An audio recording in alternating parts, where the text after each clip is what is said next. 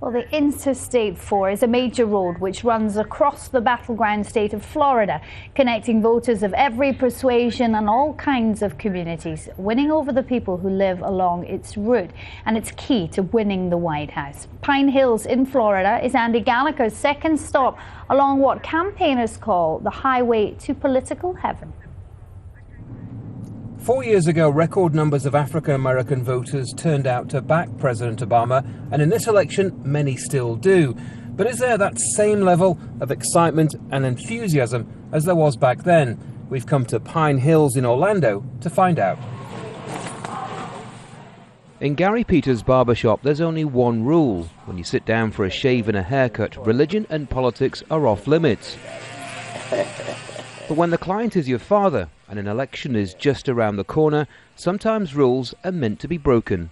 There is a sense of pride that we do have a black president, but it's not necessarily the color of the skin, but what the man can do. And it's that emotion and pride that swept Barack Obama into the White House 4 years ago. But Gary thinks some of the fervor may now have worn off. The enthusiasm of coming out like they did 3-4 years ago, not necessarily here. You know, I don't think we'll see an overwhelming attendance in the polls. And voter turnout may not be the president's only potential problem. Political commentator Rick Fogelsong says some of the president's actions could be misconstrued.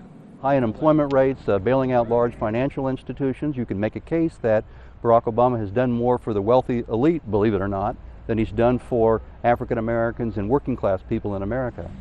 Who would you take? Y'all taking it about? You going by yourself, boy? But like many in Pine Hills, Pastor Frank Thompson is proud of the president's achievements. For him, it's the highlight of a long and hard-fought battle for civil rights. There's no way not to be proud. Does that have anything to do with that person's ability to govern and be the president? That's all going to be based upon their skills. But you can't change the pride. Back at the barbershop, father and son are still breaking the rules, but it's made easier when they both back the same man. Give the man the chance. Let him try to turn the thing around. Right. So there's plenty of pride and support here, but it's voter turnout that will make all the difference.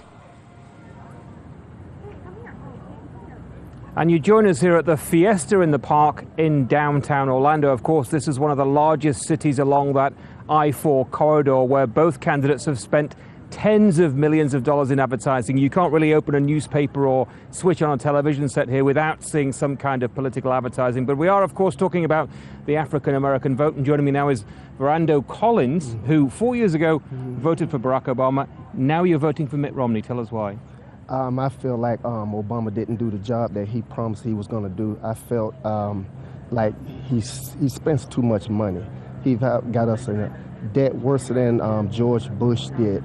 And, you know, I hear a lot of people complain about George Bush spent this money, but Obama seemed to be spending more money than George Bush ever spent in his presidency in just 4 years, and it just got worse. Now, you were telling me that there are a few people in your family and friends that you know that voted for Barack Obama last time that have changed their mind this time. Same issues for them, do you think?